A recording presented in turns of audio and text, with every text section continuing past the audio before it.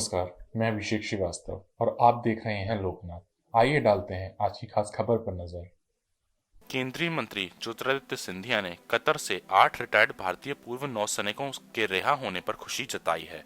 उन्होंने कहा है कि प्रधानमंत्री नरेंद्र मोदी के नेतृत्व में एक बार नहीं बल्कि बार बार दिखाया गया है कि वह केवल प्रधानमंत्री नहीं, वो प्रधान सेवक हैं, वह प्रधान रक्षक हैं। केंद्रीय मंत्री सिंधिया ने कहा कि यूक्रेन युद्ध के समय में विदेश में फंसे भारतीय छात्रों को निकालने का मामला हो अथवा कोई और मौका, उन्होंने अपनी जिम्मेदारी को बखूबी निभाया है और विदेशों से सुरक्षित भारतीयों को लाने में महत्वपूर्ण भूमिका निभाई है। उन्होंने कहा कि पिछले 10 सालों में ऐसी कई घटनाएं हुई हैं जब भारतीयों को सुरक्षित वापस लाने का मसला सामने आया है।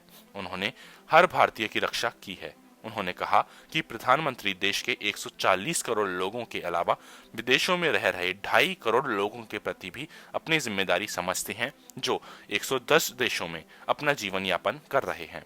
केंद्रीय मंत्री सिंधिया ने कहा कि बेरोजगारी की समस्या से निपटने के लिए 10 लाख लोगों को रोजगार देने का लक्ष्य रखा गया है। इसमें 1 लाख लोगों को जल्द ही रोजगार दिया जाएगा। अपने पूर्वज महदजी सिंधिया की पुण्यतिथि पर उन्हें याद करते हुए केंद्रीय मंत्री ने कहा कि महदजी सिंधिया ने पानीपत के तीसरी लड़ाई के बाद एक बार फिर मराठा सेना को इकट्ठा किया और देश के लाल किले पर हिंदुत्व स्वराज का झंडा फहराया। छत्रपति शिवाजी महाराज के सपनों को पूरा करने में महदजी सिंधिया ने बेहद महत्वपूर्ण भूमिका निभाई है। इतिहास इसका गवाह है। उनके 16 पूर्वजों ने मुगलों और अंग्रेजों से लड़ते हुए अपने प्राणों को आहुत किया है। हाँ, आज महाजी महाराज की पुण्यतिथि है और जिन्होंने इस भारत की एकता और अखंडता बनाने के लिए छत्रपति शिवाजी महाराज का सपना हिंदवी स्वराज का साकार किया था। पानीपत की तीसरी लड़ाई के बाद जब मराठा फौज ने अपने जीवन का बलिदान दिया देश की एकता और अखंडता बनाए रखने के लिए, मेरे परिवार के 16 पूर्वज ने देश के लिए अपना जीवन का बलिदान दिया। महाजी महाराज ही एक ही मेरे वंशज बचे थे उस पानीपत की तीसरी लड़ाई में, और वो भी रणभूमि में बहुत गंभीर रूप से घायल, उनका पैर कट गया था और एक अपाहिज होने के बावजूद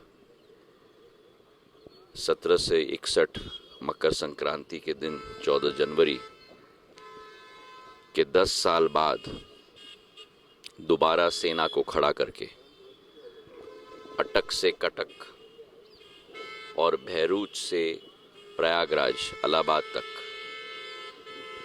मराठा साम्राज्य की स्थापना की और 10 फरवरी 1771 पहली बार एक हिंदू राजा ने लाल किले पर अपनी नाग निशानी ध्वज को स्थापित की और दिल्ली के लाल किले से एक भारत और श्रेष्ठ भारत की विचारधारा के साथ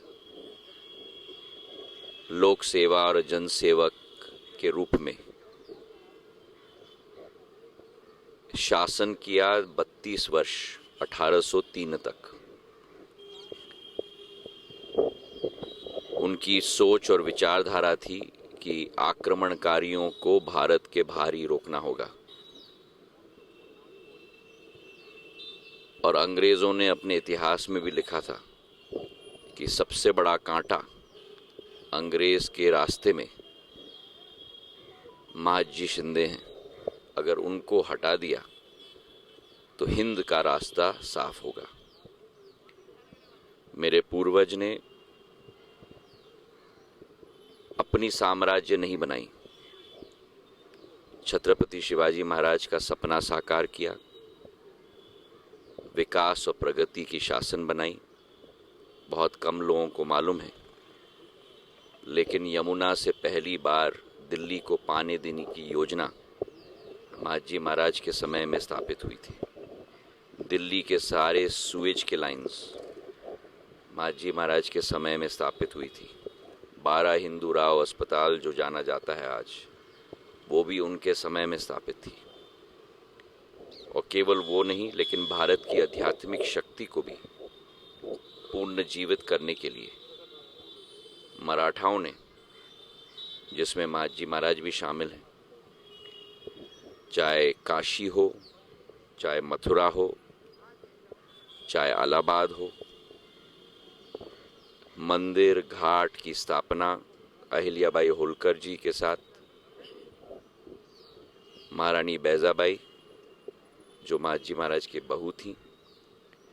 तो भारत की एकता और अखंडता बनाए रखने के लिए, भारत की आध्यात्मिक शक्ति स्थापित करने के लिए जो विराट कदम इन्होंने लिए हैं, आज उनकी स्मृति मेरे दिल में चिरस्थायी है और उनको मैं प्रणाम करने के लिए आज उपस्थित हूँ। भारत की बड़ी विदेश नीति की जीत हुई है। कतर से जो पूर्व सैनिक थे, 3 सैनिक, उनको रिहा कर दिया गया। मध्य प्रदेश के इसमें शामिल थे।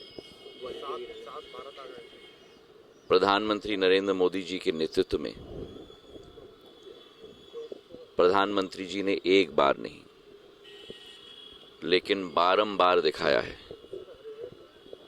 कि उनके कार्यकाल में वे केवल प्रधानमंत्री नहीं हैं, वे प्रधान सेवक हैं, वे प्रधान रक्षक हैं।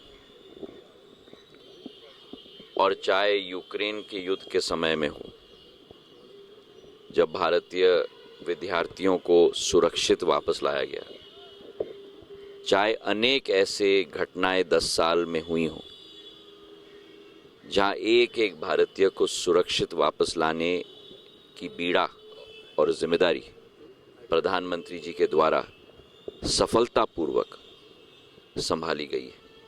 ये एक और उदाहरण है उसी एक जिम्मेवारी का, उसी एक भावना का। केवल देश के अंदर 140 करोड़ भारतीयों के प्रति नहीं, लेकिन देश के बाहर 25 करोड़ भारतीय के प्रति भी, या 2.5 करोड़ भारतीय के प्रति भी, जो 110 देशों में अपना जीवन यापन कर रहे हैं। बहुत बहुत धन्यवाद। सर, पार्षदों के बाद अब कहा जा रहा है कि चलिए, महापौर भी हैं लाइन में, कतार में। केवल आज महाजी महाराज के यहाँ में